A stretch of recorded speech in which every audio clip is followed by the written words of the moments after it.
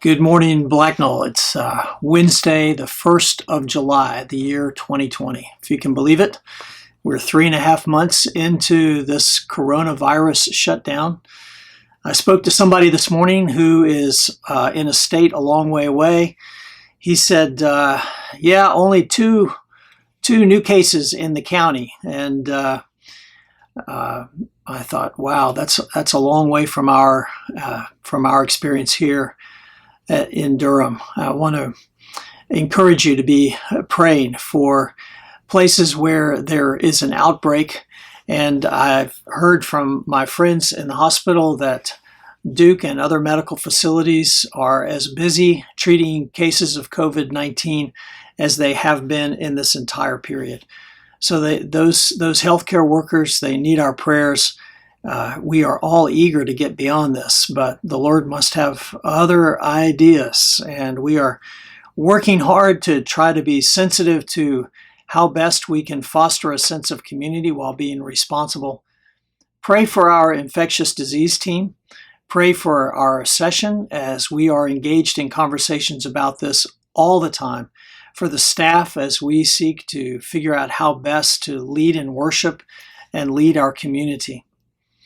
We want to thank you for your participation in our annual budget, and yesterday was the end of our fiscal year. We will have some numbers to report to you shortly. We don't have them quite yet. I also want to say thank you for the tremendous turnout for folks who did a drive-by farewell to Margaret on Sunday afternoon, this past Sunday.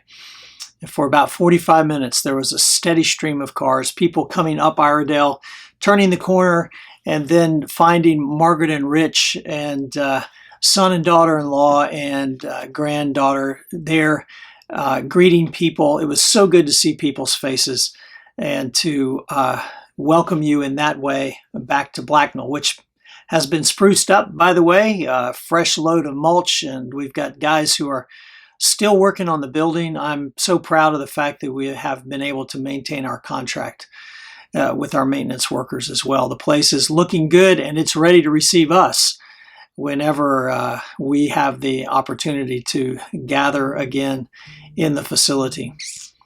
We'd love for you to be praying for Joelle Hathaway and Brent Smith. They leave today for Indiana, where Joelle has a teaching job.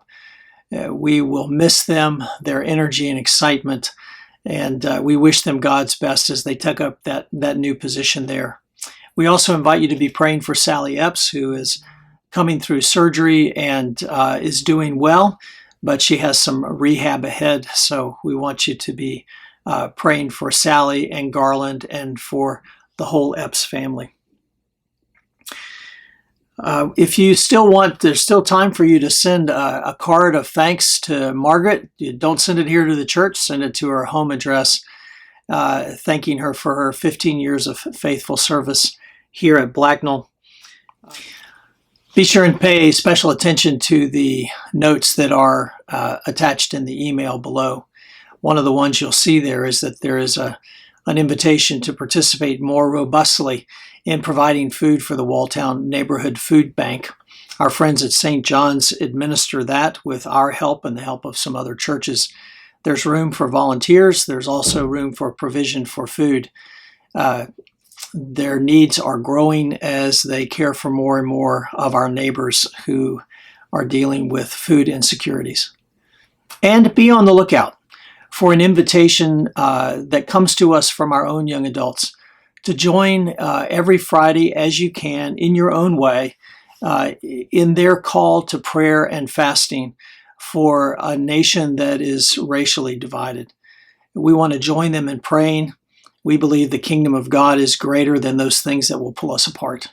And I know that you'll be eager to join in praying for that very worthy end.